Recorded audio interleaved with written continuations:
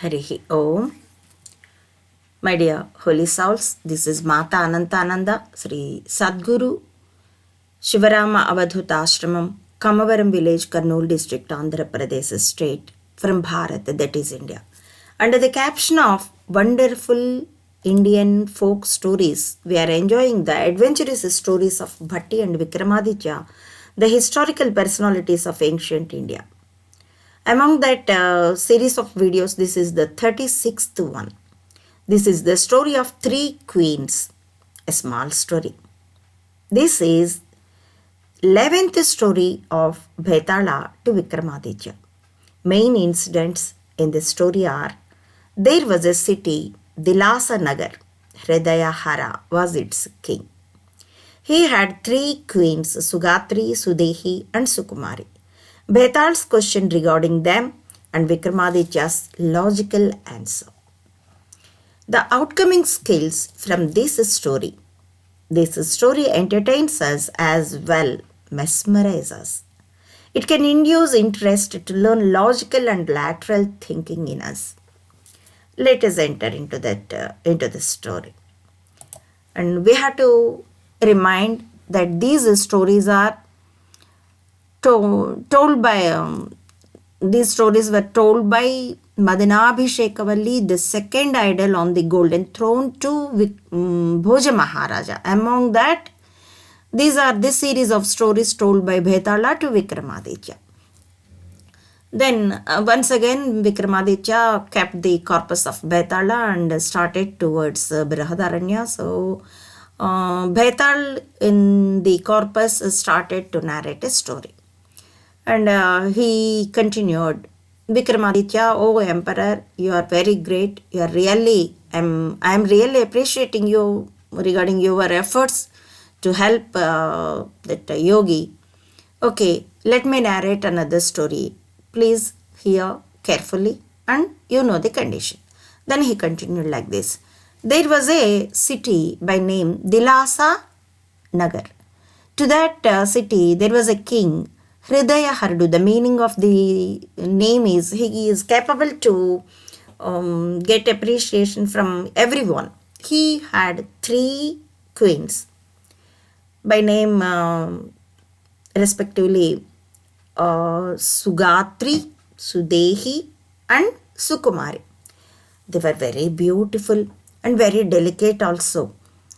One day the king was enjoying time with his second wife Sudehi on the terrace. That was full moon day.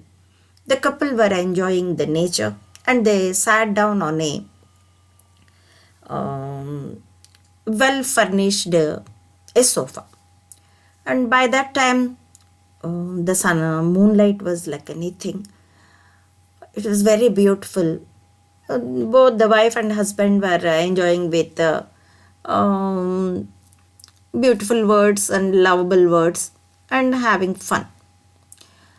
After a few minutes, with the moonlights, the queen's body got rash on the body, and she was tired and felt inconvenient like anything. She became unconscious with a small cry. Then immediately the assistants approached her and they had taken her to the bedroom and they put some sandal and they waved with hand fans like that. They served. After some time she got up into consciousness. The king felt very happy about the delicacy and delicate beauty of his wife. And then on the another day he was enjoying the time by taking a shower in the royal garden with his elder queen Sugatri. By that time her assistants, her servant maids had decorated her hair with a small and lightweight flower garland. But a bee approached, had flied onto her hair and it sat down on the flower garland on her hair. For that weight, she had felt very pain of head, and with such headache she shouted, and she had fall down, became unconscious.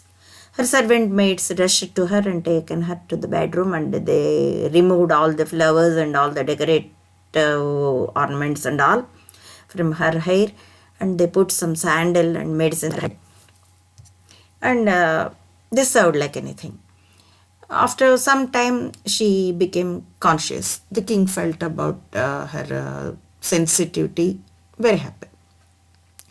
And another day, the king was enjoying the time with his third queen, Sukumari. They were enjoying the instrument Veena, the music. By that time, from certain distance, from almost far away, they heard a sound of people were grinding the rice with uh, with a long wooden stick, which was useful in those days. In Telugu, it was known as rokali. I forgotten the word in English. So, with the mortar, and they were grinding the rice. Such sound they heard, the king and the queen Sukumari. By hearing that painful sounds of physical industry, the queen felt very tired, and her palms had got some rashes, the red rashes.